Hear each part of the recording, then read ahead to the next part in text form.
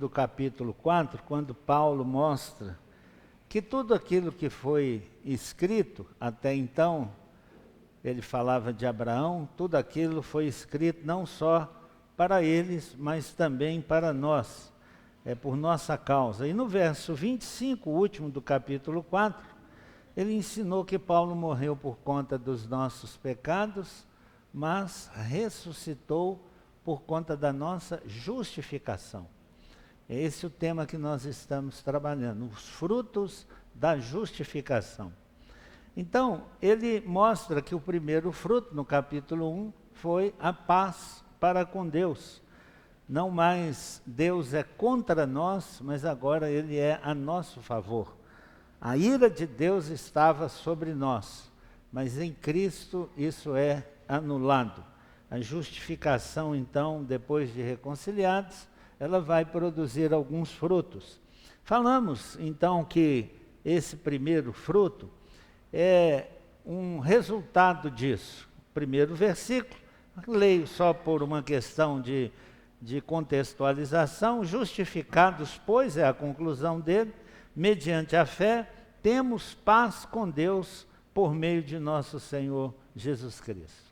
Então, meus irmãos, quando Jesus estava nesse mundo, nós pontuamos isso nessa mensagem, ele não tinha nada para oferecer a seus discípulos, ele estava morrendo e não tinha nada para deixar como um testamento. Às vezes nossos pais deixam casa, alguns recursos, ele não tinha nada para deixar para os seus discípulos. Então, reunido com os discípulos no cenáculo, ele deixou uma coisa importantíssima. João 14, 27, ele diz assim: deixo-vos a minha paz. A minha paz eu vou-la dou. Não a dou como o mundo a dá. Então, uma paz diferente. Foi isso que ele falou. Não se turbe o vosso coração, nem se atemorize. Então, de fato, irmão, esse é o maior bem que Cristo Jesus poderia ter deixado para nós, selando a paz entre o homem pecador e o Deus justo, que exige um cumprimento da sua palavra, que era: a alma que pecar, essa morrerá. Mas mediante a paz em Cristo, nós somos livrados então dessa morte. Então ele vai continuar demonstrando os benefícios dessa justificação, e nós precisamos meditar sobre elas, irmãos. Então cada ponto desse é muito importante, que você dê muita atenção, ouça com muita atenção. Então lembra que a primeira foi a paz. Se você precisar, está gravado na nossa página aí, tanto no YouTube quanto no Facebook, você pode pegar lá para ir contextualizando, né? Nós não vamos, é claro, repetir tudo. Então no verso 2 ele continua dizendo assim: por intermédio de quem? Então Jesus, por intermédio de quem obtivemos igualmente acesso pela fé a essa graça na qual estamos firmes e gloriamo-nos na esperança da glória de Deus. Então esse é o segundo fruto da justificação, é o acesso a Deus. Que coisa extraordinária, irmãos, e que nós estamos valorizando pouco, que é esse acesso a Deus. Nós jamais deveríamos considerar de forma leviana esse grande privilégio que o Senhor nos deu. Nós deveríamos nos lembrar que desde que o pecado entrou no mundo, foi negado ao homem esse acesso a Deus. Durante muitos e muitos séculos, apenas um único sumo sacerdote adentrava na presença de Deus, na antiga dispensação, até Jesus chegar a esse mundo. Um único sacerdote entrava na presença de Deus, uma vez por ano. E isso depois de fazer várias e várias purificações. Ele adentrava ali para oferecer sacrifício de sangue pelos pecados dele e do povo. Então, isso mostra para nós como foi restrito o acesso a Deus, que hoje nós temos. Mas uma outra forma que a gente vê na Bíblia de enxergar isso, é, por exemplo, não sei se você já prestou atenção nas suas leituras bíblicas, quando o povo de Israel acampava, eles acampavam em círculo. Por que eles faziam isso em círculo? No meio estava o tabernáculo. Era para que nenhuma tribo tivesse privilégio de acesso a Deus. Então, nenhuma ficava mais perto de Deus. Todas em círculo, guardando a mesma distância do tabernáculo. E neste tabernáculo estava o Santo dos Santos, aonde o sumo sacerdote só entrava uma vez por ano. Mas não é só isso, não. A glória que estava ali, o povo se deleitava com isso, ainda que não tivessem acesso, mas eles reconheciam que ali estava a presença de Deus, através daquele tabernáculo. E eles se satisfaziam com isso, ficavam felizes com isso, porque eles tinham grande consciência de que eles não podiam mais estar na presença de Deus. Consideravam isso extraordinário, Deus habitando com seu povo. Lembra que quando o povo pecou, que Moisés queria que Deus fosse com eles, ele disse: eu não posso ir com vocês, porque senão eu vou ter que consumi-los. E Moisés insiste e diz assim: então nós não vamos sair daqui. Olha que coisa extraordinária. Eles insistiam que a presença de Deus estivesse com eles. Eles não queriam abrir mão de nada disso. Mas tem outro lugar que a gente percebe isso também. Quando Deus chama Moisés em cima do monte para dar as tábuas da lei, ele ia se manifestar a Moisés. O que ele ordena? Ninguém poderia pôr o dedo do pé naquela montanha, porque se pusesse, diz o texto, até um animal irracional que pusesse ali, que passasse daquele limite, ele seria fulminado, imediatamente ele seria morto. Porque ninguém pode chegar na presença de Deus por conta dos pecados nossos, por conta dos nossos pecados, por conta daquilo que aconteceu no Éden. Então, observem como era restrita a chegada à presença de Deus. Então, quando Jesus morre, nós lemos na Bíblia algo extraordinário. Quando ele deu o último suspiro, diz o texto, eu vou ler o texto de Marcos, mas está em Lucas, está em Mateus, está em todos os evangelhos. E o véu do santuário rasgou-se em duas partes, de alto a baixo. Então, aquilo que impedia as pessoas de chegarem até Jesus, até Deus, o véu rasgou, dando então acesso agora pleno à presença de Deus. Você valoriza isso, irmão? Sabe como eu sei se você valoriza ou não? É se você vem no culto. Se você não vem no culto, não diz que você valoriza não, que você não valoriza. Aqui está Deus falando, você está ouvindo a voz de um homem.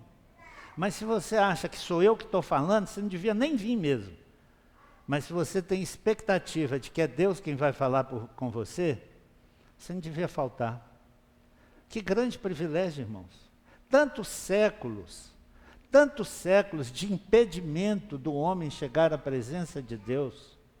E quando Jesus morre, ele dá esse acesso. O véu rasgou e Deus está dizendo: agora na pessoa de Jesus, eu aceito vocês de novo na minha presença.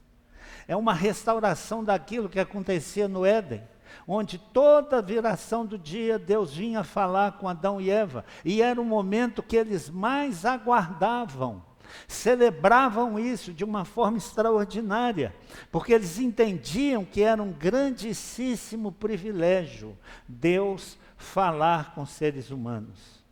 Então é assim que nós entendemos, e é por isso que o texto diz que isso é um resultado, um fruto da justificação.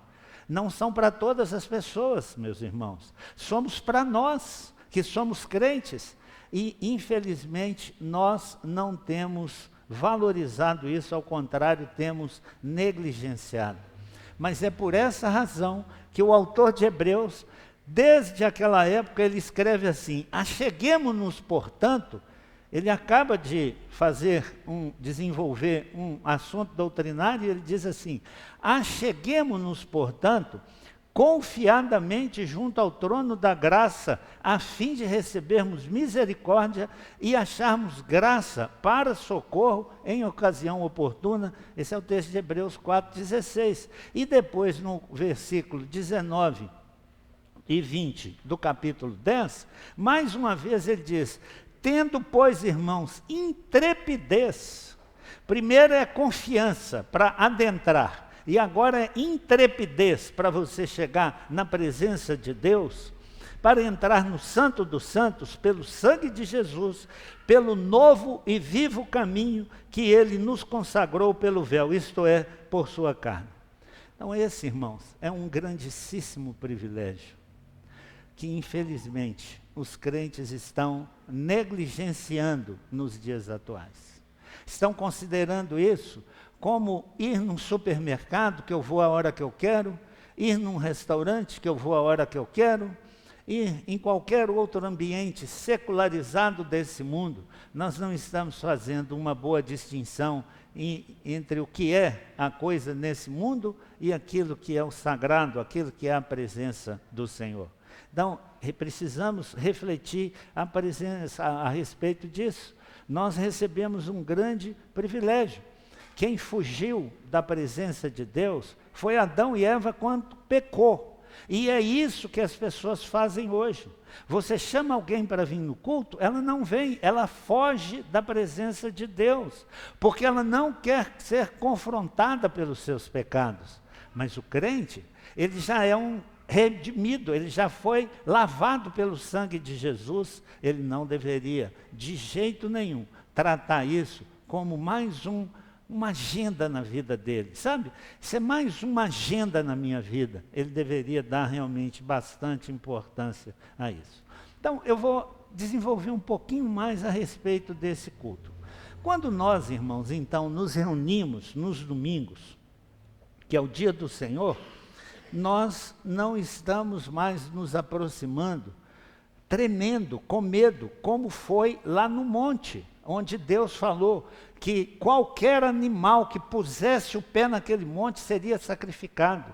O monte tremia diante dos trovões, diante dos raios. O monte tremia diante da presença de Deus. Ele foi escondido diante da manifestação da glória de Deus, da nuvem da glória de Deus. Nós não estamos chegando diante disso. Olha o que o autor de Hebreus diz: mas tendes chegado ao monte Sião. Que diferença, irmão.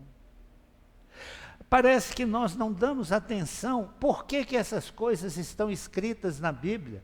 Você acha que isso é apenas uma história? Você acha que Deus quis registrar uma história? Contar que lá no monte acontecia isso? Você acha que foi só por isso? Você acha que não tem um ensino espiritual, que dali nós devíamos extrair alguma aplicação espiritual para nós? Para valorizarmos o que Jesus fez por nós hoje? Querido, a Bíblia não é um livro de história. É um livro de princípios espirituais, onde nós temos que aprender a extrair de lá esses princípios para a nossa vida. Refletir e pensar. Então nós temos chegado ao Monte Sião, e a cidade do Deus vivo, a Jerusalém celestial, e a incontáveis hostes de anjos, e a universal assembleia, a igreja dos primogênitos arrolada nos céus, e a Deus, o juiz de todos, e aos espíritos dos justos aperfeiçoados, e a Jesus, o mediador da nova aliança, e ao sangue da aspersão, que fala coisas superiores ao que fala o próprio Abel. Eu vou repetir, irmãos. Que grande privilégio nós recebemos. Por isso é uma consequência, um fruto, um resultado da justificação em Jesus. Mas, infelizmente, nós não temos valorizado isso. Quando o povo pecou, irmãos, quando Adão e Eva pecaram, Deus mandou colocar um anjo, o refugir de uma espada de fogo, para impedir de volta o caminho para Deus. Essa espada, por assim dizer, ela foi apagada pelo sangue de Jesus para nós. Nós não enfrentamos mais essa espada, nós temos acesso a Deus através de Jesus. Por que nós não valorizamos isso, irmãos? Será porque nós não sabíamos? Será porque temos compreensão um pouco deficiente disso? Se era, tomara que você compreendeu melhor. Aqueles que se dizem crentes, por que não têm prazer, alegria de estar no culto, de estar numa escola dominical? Por quê? Estudando a palavra de Deus, convivendo com seus irmãos. Por qual razão, irmãos, nós não temos essa satisfação, nós não nos deleitamos nisso? Você compreendeu isso bem, querido? Eu espero que sim. Eu espero que você tenha entendido muito e que você não intente faltar mais nos cultos, negligenciar o dia do Senhor, porque Paulo está dizendo assim, porque você obteve acesso. Você não tinha, irmão. Você não podia chegar na presença de Deus. Se você vivesse no Antigo Testamento, você ia passar a sua vida inteira, 100 anos, 50, seja quantos anos Deus lhe concedesse, sem experimentar da presença de Deus, porque você nunca chegaria dentro do Santo dos Santos. E agora, o véu foi rasgado, e o autor diz, você tem acesso. Meu Deus do céu, como nós gostaríamos de ter acesso a algumas coisas e algumas pessoas, e não temos, pois o Senhor dos Senhores, o Rei dos Reis, o Deus de todo o universo, Ele aceita você na pessoa de Jesus, e você vira as costas. Você dá as costas para Deus. Ele te convida a estar na presença dEle. E você dá preferência para a sua agenda. Irmão, reflita sobre isso. Pense com seriedade sobre isso. Pense se você já teve esse acesso mesmo. Pense se isso é alguma coisa normal. Olhe para a multidão de pessoas que está sendo destinada ao inferno, que nunca tiveram a oportunidade que você tem, porque nunca receberam de Deus a graça da eleição, e você tem coragem de desprezar isso. O autor de Hebreus, ele escreve também no capítulo 10, no verso 25, ele estimula também aqueles irmãos e a nós, dizendo, não deixemos de congregar-nos.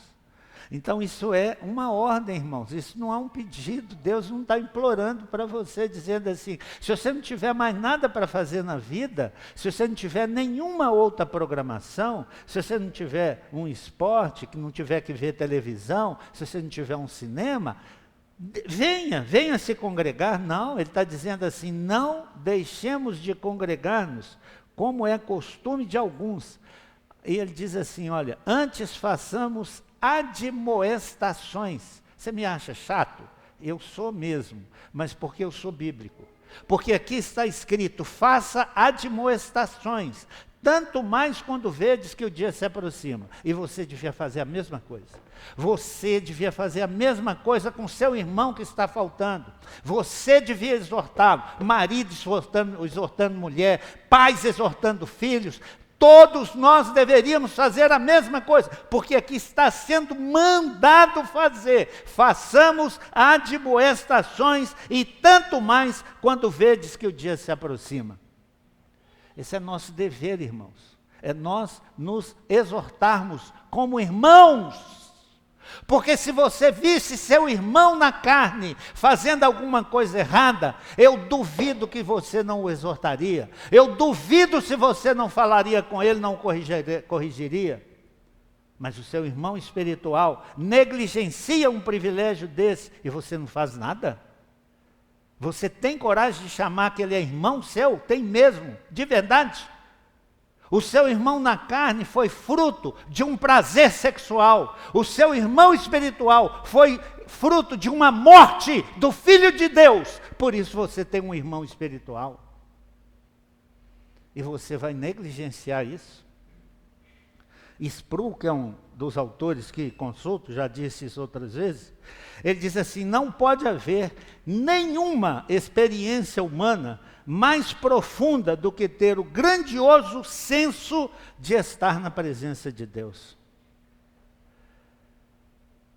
Se você não concorda com isso, irmão, eu sou obrigado a concluir que talvez você não tenha ainda entendido o que é salvação. Porque é o que o apóstolo Paulo, inspirado pelo Espírito Santo, está dizendo. Ele diz que isso é fruto, resultado natural, porque fruto não é dom, é resultado natural da sua justificação em Cristo. É uma experiência que somente aqueles que foram justificados, eles gozam. Será que nós já tivemos esse gosto das coisas celestiais? Nós já conseguimos traçar uma diferença clara entre o que é o mundo e o que é o céu? Para onde nós estamos destinados a ir? Será que nós já temos essa distinção? Ou para você não faz a mínima diferença? Não está fazendo a mínima importância. Se você está aqui, está na rua, está tomando um lanche, está num cinema, seja onde for, será possível que é desse jeito? Mais uma vez, sou obrigado a concluir que você não tem noção do que é o céu. Não vão todos para lá não, irmãos. Somente aqueles pelos quais Deus elegeu e Jesus morreu.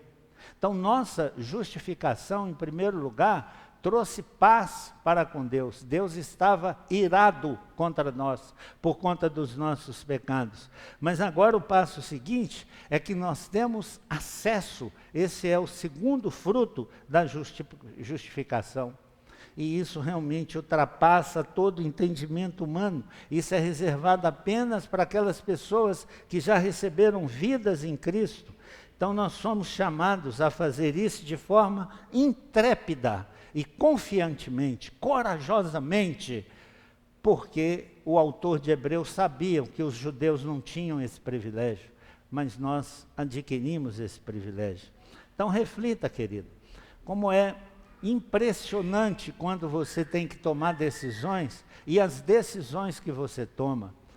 Faça isso pautado na palavra de Deus, não faça pautado na ira, na raiva, sabe? Porque eu não vou te justificar, eu não vou te perdoar, eu não morri por você, então o que eu falo aqui eu deixei de falar, só tem algum valor e deveria ter valor para você, se é que eu estou falando o que a Bíblia manda falar.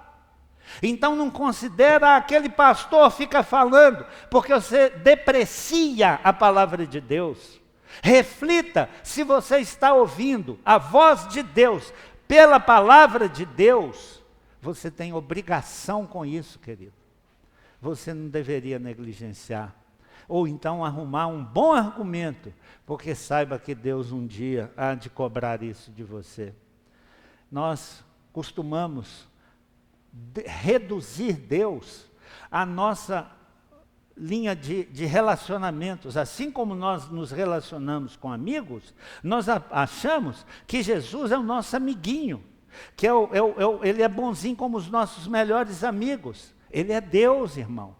Ele é Deus, Ele morreu por você, Ele deu a vida, foi um sacrifício de sangue que Ele fez por você, para você nascer de novo e experimentar uma novidade de vida, não mais aquelas coisas antigas, mas uma novidade de vida. Então imagine, querido, se Jesus se apresentasse hoje diante de você, você já viu essas manifestações na Bíblia e viu a reação daqueles homens. Eles caíam prostrados no chão, sabe por quê? Porque a glória de Deus, ela não pode ser contemplada, irmãos. Sem Jesus Cristo, nós estaríamos fulminados na presença de Deus, pois Deus te fez um convite. Deus morreu, Jesus, na pessoa de Jesus, e Ele te faz um convite, Ele te trouxe a paz, e Ele te dá acesso, e Ele te convida a estar na presença dEle. Será que nós continuaremos negligenciando? Observe novamente o versículo, por intermédio de quem, Jesus, obtivemos igualmente acesso pela fé a essa graça na qual estamos firmes e nos gloriamos na esperança da glória de Deus. Então, fé e graça, irmãos, estão sempre ligados na Bíblia, sempre. Então, imagina, se a graça de Deus é um favor imerecido, e é como nós conceituamos, esse acesso a Deus, querido, é uma graça superior. É algo que nós não temos ainda a dimensão do que é isso, mas a Bíblia nos estimula a buscarmos isso.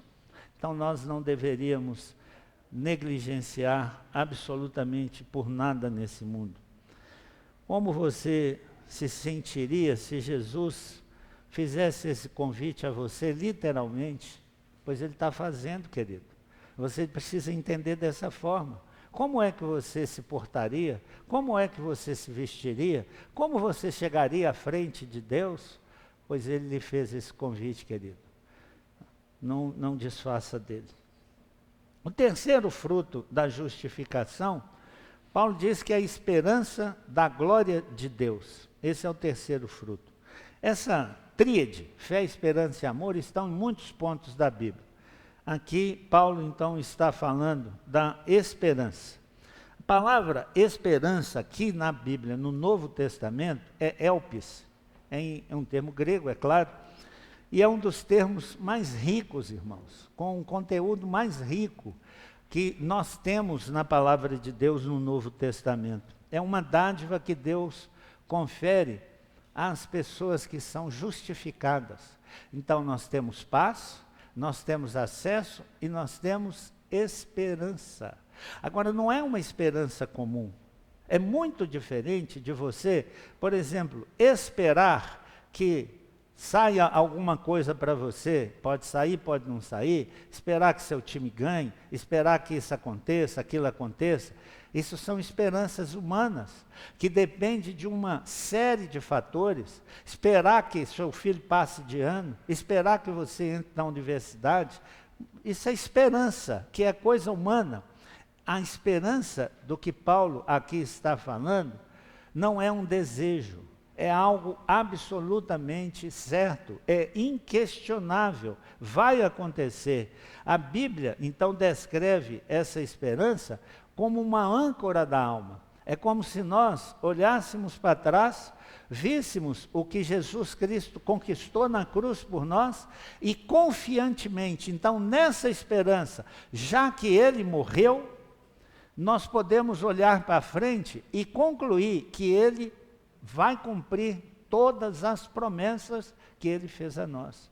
Então, essa é uma esperança diferente. Apesar da palavra para nós ter esse peso, talvez, da gente querer diminuí-la por conta disso, você precisa lembrar que, quando ela é usada na Bíblia, ela toma outro significado. Então, é uma certeza de que Deus vai cumprir todas as promessas que Ele fez para nós. A Bíblia diz que Deus prova o seu amor para conosco em ter Cristo, nós vamos chegar já nesse versículo, em ter Cristo morrido por nós, sendo nós ainda pecadores. Então, essa é a prova. Então, você olha para trás e vê que Deus prometeu e cumpriu. Então, você pode olhar para frente e ter certeza que Ele vai cumprir tudo o que Ele prometeu para você. A questão, querido, não é você se apropriar disso de forma indevida. Você, como um filho de Deus, você precisa compreender que a Bíblia tem orientações para os filhos de Deus e que elas precisam ser cumpridas, respeitadas e honradas, porque se você não honra o que o seu pai fala, ele não é seu pai. Então você deveria se dedicar a estudar a Bíblia, a aprender, a ver, a tirar dúvida, procurar outras pessoas, mas para o seu benefício, ver o que Deus fala a seus filhos, porque tudo vai se cumprir, inclusive, irmãos, os castigos. Inclusive os castigos, todos eles vão se cumprir. Porque Deus não pode mentir, diz a palavra do Senhor. Então essa confiança, ela olha para frente com essa certeza. E é por isso que Paulo diz que nós nos gloriamos na esperança da glória de Deus. Ou seja, é uma esperança firme, segura, de que Deus haverá de cumprir. Jesus vai voltar a esse mundo, vai levar os seus, aqueles pelos quais ele morreu, e ele vai levar para viver com ele eternamente em glória no céu. Então, aqui, quando fala aqui de glória, sabe qual é a palavra que está aqui no original? Eu vou dizer, você vai lembrar o termo que nós usamos, doxa. De onde você lembra disso? Você lembra de doxologia? Quando nós celebramos e cantamos a Deus, nós temos na Bíblia algumas doxologias. Por exemplo, e não vos deixes cair em tentação, mas livra-nos do mal, pois teu é o reino, o poder e a glória, para sempre, amém. Isso é uma doxologia. Você está dignificando, glorificando o nome de Deus. Ó profundidade da riqueza, tanto da sabedoria como dos pensamentos. Quem ensinou ao Senhor? Quem é que fez isso por Ele? Porque dele, por Ele e para Ele são todas as coisas. A Ele a glória eternamente. Amém. O que é isso? Paulo, depois de discorrer sobre a eleição, ele termina com uma doxologia. Ele celebra a Deus de forma extraordinária. É a palavra que está aqui, meu irmão. Na esperança da glória de Deus. Nós deveríamos refletir bastante sobre essas coisas. Então, Paulo está afirmando que nós somos justificados, e uma das coisas que mais nos encanta é que na vida dos crentes, ele enche a alma do crente com isso. Com essa alegria indizível de prestar culto a Deus, de vir para estar na presença de Deus, celebrando, cantando, nos confraternizando com os irmãos, cumprindo aquilo que a palavra de Deus anuncia. Já no Antigo Testamento, essa mesma palavra é kabod. Sabe o que é a palavra? O que quer dizer? Peso ou densidade. Sabe quando você ouve uma coisa, que alguém fala uma coisa muito bonita para você, ou muito ruim, e você fala assim, poxa vida, isso foi pesado. É nesse sentido, que é a glória de Deus. É algo pesado. Não é algo para você desmerecer. Não é algo para você fazer pouco caso. Porque é algo pesado, a glória de Deus. É algo pesado, tem densidade, sabe como? E você não devia desmerecer isso. Então, por isso, Paulo diz, nós fomos justificados, e como resultado disso, nós temos a paz, nós temos acesso, e nós temos esperança de que essa glória, esse peso, essa densidade de Deus, ela vai se manifestar ainda nesse mundo. Ainda não estamos vendo isso. Mas isso é tão certo como o que temos certeza de que Jesus Cristo já morreu na cruz pelos nossos pecados. Por isso, irmãos, eu insisto, o prazer de participar de culto, de estar presente no culto, é para essa glória, para que Deus seja glorificado em nossa vida. Por isso eu digo, eu sou um pouco chato também com essas questões de músicas. Se pode cantar, tem umas músicas que as pessoas dizem assim, nossa, mas essa música é tão legal. É legal, então canta ali fora. Ó. Porque aqui não, aqui é lugar de glorificar a Deus. E se a música é só legal, ela não traz glórias a Deus. E nós precisamos então ter reflexão sobre isso. E a gente vai se tornando, irmãos, às vezes, tão familiarizado com essas coisas, que eu repito, até o culto para nós é algo de só menos importância. Então, como resultado dessa justificação, Paulo está afirmando, irmãos, que alguns vão ter prazer nisso. Por isso nós deveríamos nos examinar, ver se essa fé, dessa forma, já tomou o nosso coração, completamente diferente daquele nosso estado natural. Então, é algo que envolve toda a nossa dimensão. Mas essa esperança, irmãos, ela tem sido muito mal compreendida. Ela acaba sendo menosprezada. Nós não valorizamos o nosso novo nascimento, não queremos pensar muito sobre isso. Nós vivemos uma fé cristã que não impacta mais a ninguém, mas é assim que a Bíblia ensina e é assim que nós deveríamos fazer. Ela é que nos prende, que nos dá rumo nesse mundo, apesar dos ventos, apesar das tristezas, nós estamos firmes nessa graça. Paulo, quando ele escreve aos Coríntios, no capítulo 2, verso 21 do capítulo 1, ele diz assim: mas aquele que nos confirma convosco em Cristo e nos ungiu é Deus. Foi Deus quem fez isso por você, que também nos selou e nos deu o penhor do Espírito em nosso coração. Você já tem o Espírito Santo no seu coração, querido? Sabe o que significa isso? É como se fosse uma transação comercial, é como se Deus estivesse antecipando para você um pagamento. Ele deu o Espírito Santo para morar em seu coração, como convicção de que você vai para o céu. Agora me responda, querido. E na verdade, responda para você mesmo. O Espírito Santo habita no seu coração? Você está dando provas disso na sua vida? Você acha que Deus está reconhecendo isso na sua experiência cristã? De que o Espírito Santo habita no seu coração? Porque se Ele está lá, Ele foi dado como uma antecipação, Ele é um penhor que Deus colocou em nosso coração. Quando você for para o céu, você não vai mais precisar do Espírito Santo no seu coração, porque lá ninguém vai precisar mais disso. Então isso é uma antecipação, é uma garantia que te obriga a fazer as coisas certas. É isso que está acontecendo. É isso que você tem experimentado. Viver de verdade a vida cristã deveria ser dessa forma. Então o apóstolo Paulo fala que nessa graça nós estamos firmes.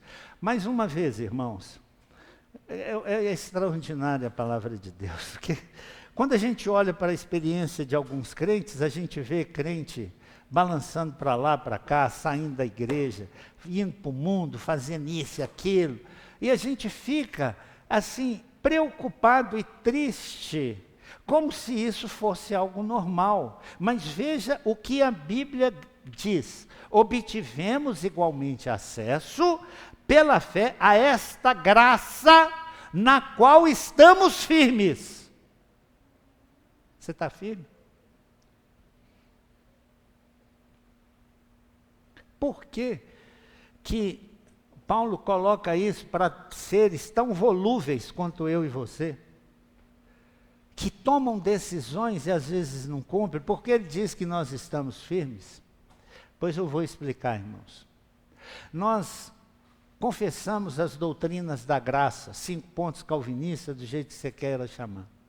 O primeiro deles é a depravação total. Nós estávamos mortos nos nossos delitos e pecados. Nascemos com vida física, mas nascemos mortos espiritualmente. O segundo ponto é a eleição. Porque nós estávamos mortos, nós não podemos salvar-nos a nós mesmos. Então Deus nos elegeu desde antes da fundação do mundo para a salvação. Por isso é um privilégio para nós. Por isso não é para todo mundo. É assim que a Bíblia ensina. Efésios capítulo 1 diz que Ele nos elegeu antes da fundação do mundo. Em terceiro lugar, o terceiro ponto é a morte de Jesus, o sacrifício de Jesus. Ele não morreu por todas as pessoas, Ele morreu por esses que o Pai elegeu. Ele não morreu por todas as pessoas. E eu desafio a você a responder essa questão. Se Ele morreu por todos, por que nem todos estão sendo salvos? Então Ele não tem poder para nos salvar? Então quer dizer que esse Jesus é fraquinho, que o diabo é mais forte do que Ele? Claro que não. Ele morreu por aqueles que Deus elegeu. Esse é o terceiro ponto. Aí vem o quarto ponto, a terceira pessoa da Trindade. Deus Pai elegeu, Deus Filho morreu e Deus Espírito Santo chama irresistivelmente aqueles que foram eleitos por Deus. Prestou atenção? A Trindade envolvida na sua salvação. Você acha que no final o diabo pode obter vantagens? Claro que não, querido. É por isso que Paulo fala assim, que é o quinto ponto, perseverança dos santos. Ele diz, nesta graça na qual estamos firmes, porque isso é garantido por Deus, não é garantido por nenhum de nós. Muito simples, darmos um exemplo. Judas e Pedro conviveram com Jesus. Pedro nega Jesus, sai chorando, foge da presença dele. Quando Jesus ressuscita, ele vai atrás de Jesus. Pergunta 3 vezes a Pedro se ele o amava. E ele responde sim, sim, sim.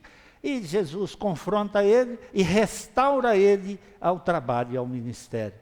Pedro se tornou uma âncora, se tornou um aporte seguro para todos os crentes, um alicerce para os crentes.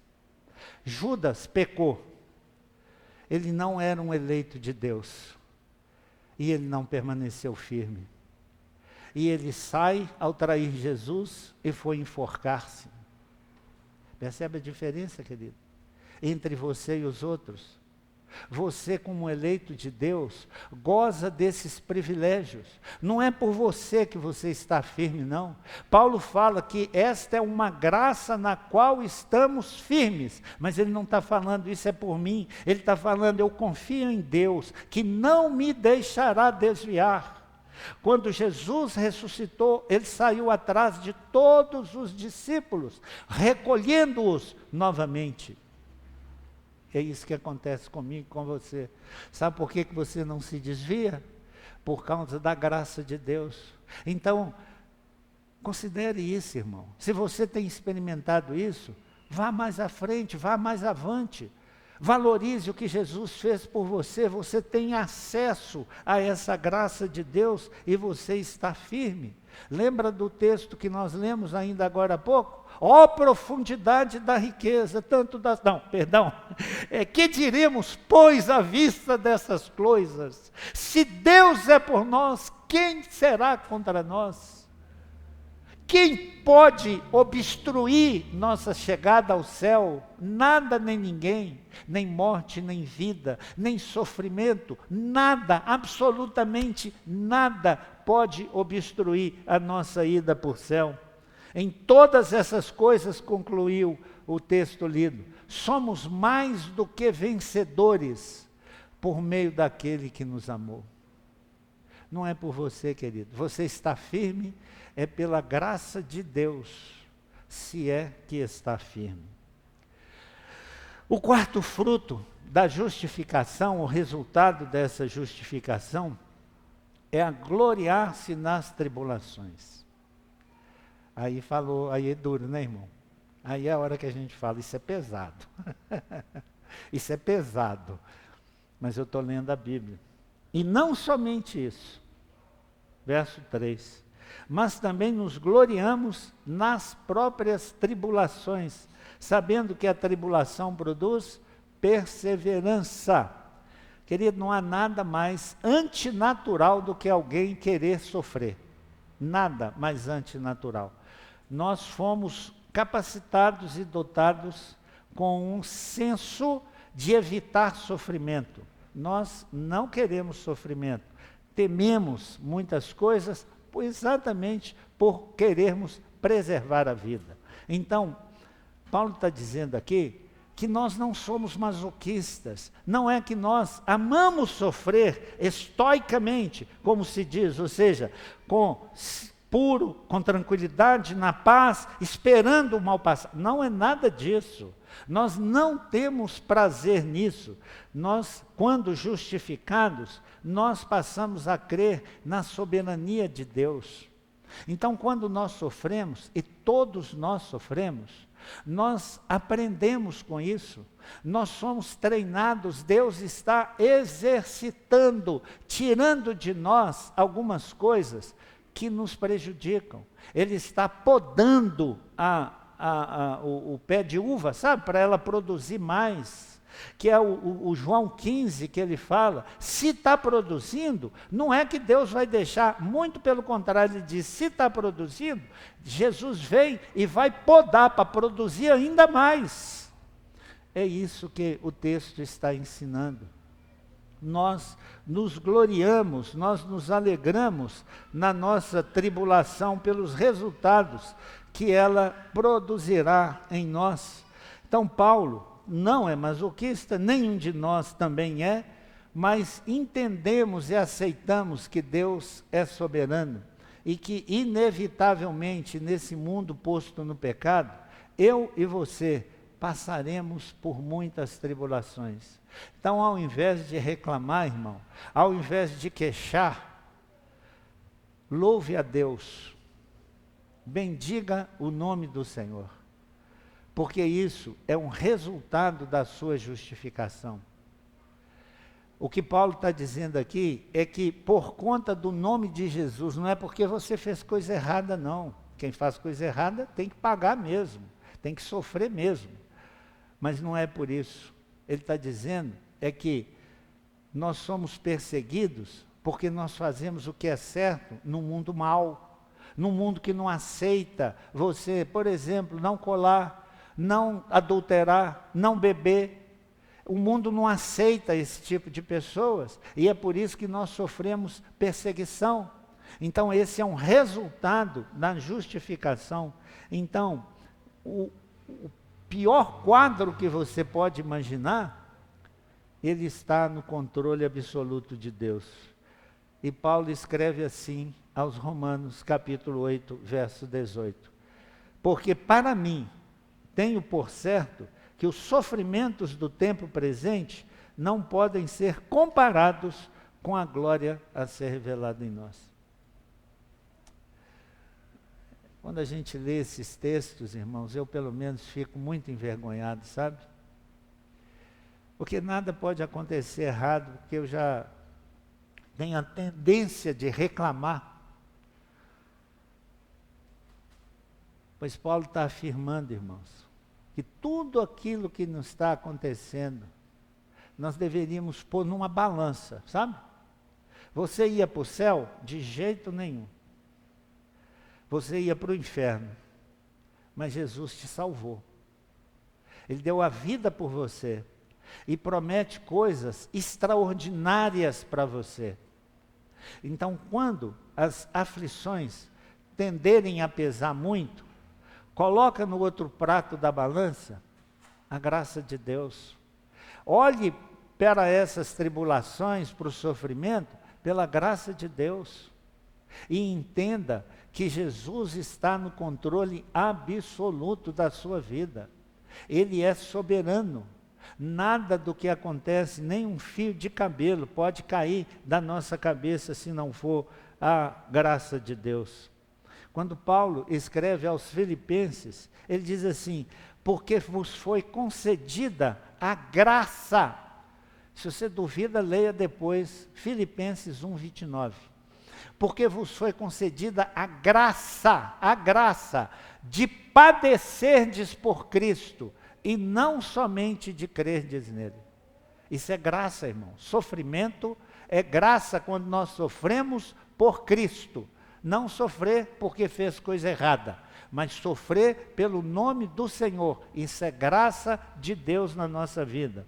E Jesus, ele diz que bem-aventurados nós somos quando por minha causa vos injuriarem e perseguirem e mentindo disserem todo mal contra vós. Qual a reação que Jesus diz que nós deveríamos ter? Ao invés de reclamar, ao invés de chorar, ele diz assim, regozijai-vos e exultai, porque é grande o vosso galardão no céu. Porque foram assim que fizeram com os profetas que vieram antes de vocês.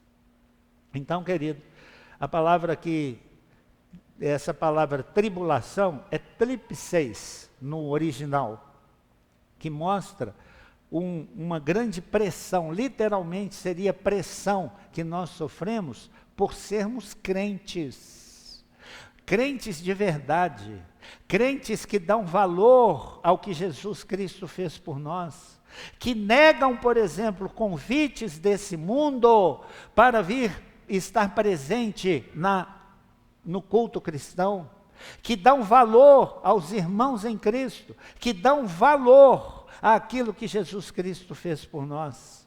É isso que Paulo está ensinando. Você vai sofrer pressão por isso, e a gente às vezes não quer sofrer pressão, né? Nem para pregar para os outros a gente quer, com medo dos outros ficar com raiva da gente. Olha que absurdo, a gente não liga, se Deus mandou fazer, a gente não faz. Mas a gente liga se a gente não quer incomodar as pessoas.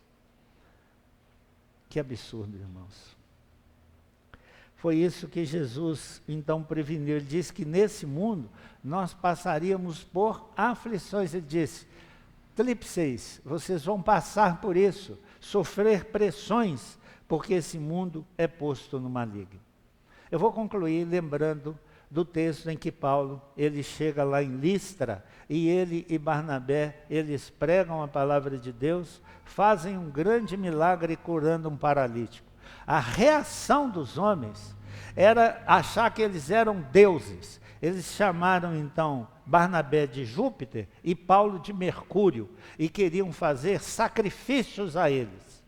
Eles com muita dificuldade não aceitaram, não fizeram o sacrifício. Mas os judeus chegaram lá em Listra. E o que aconteceu? Eles insuflam a população a pegar Paulo e bater até morrer. Paulo é arrastado para fora da cidade, é deixado fora da cidade, como um morto. Ele se recupera, não era o tempo dele morrer, e ele volta para dentro da cidade para pregar, porque ele diz: eu não concluí minha missão, eu vou concluir a minha pregação. E ele volta lá para dentro da cidade. Aí nós temos o texto de Atos 14, 21 em diante, que diz assim: e tendo anunciado o evangelho naquela cidade e feito muitos discípulos, voltaram para Listra, Icônio e Antioquia, fortalecendo a alma dos discípulos, exortando-os a permanecer firmes na fé e mostrando que, através de muitas tríplices, muitas tribulações, importa entrar no reino de Deus. Você passa por isso, irmão? Ou foge disso? Porque se nós estamos fugindo disso, irmãos, nós talvez não estejamos dentro da vontade de Deus. Então não há incidentes e acidentes nisso, irmão. Toda a nossa vida está diante do Senhor. Com Cristo foi assim, com Paulo foi assim, será conosco e com todos os crentes fiéis nesse mundo. Passarão por muitas tribulações, importa que passemos, esse é o caminho para ir para o céu. Romanos 8,16, o próprio Espírito testifica com o nosso Espírito que somos filhos de Deus. Isso é ótimo, né? Mas aí vem o 17, ora, se somos filhos, somos também herdeiros, herdeiros de Deus e co-herdeiros com Cristo. Oh, que bom que terminasse aí. Oh, glória, né? Se o verso terminasse aí, seria uma maravilha. Mas ele conclui dizendo assim: se, eu grifei aqui, ó, se com ele sofremos, também com ele seremos glorificados. Avalie sua vida, irmão. Avalie sua vida. Se isso está se cumprindo na sua vida, justificados, pois, temos paz com Deus através de nosso Senhor Jesus Cristo, que nos deu acesso a Deus e nos firmou numa esperança e nos fez gloriar-nos, alegrar-nos nas nossas tribulações, sabendo que a tribulação, vai produzir perseverança. Mas esse é assunto para a próxima semana. A perseverança como resultado das tribulações. Vamos ficar em pé e vamos orar ao Senhor.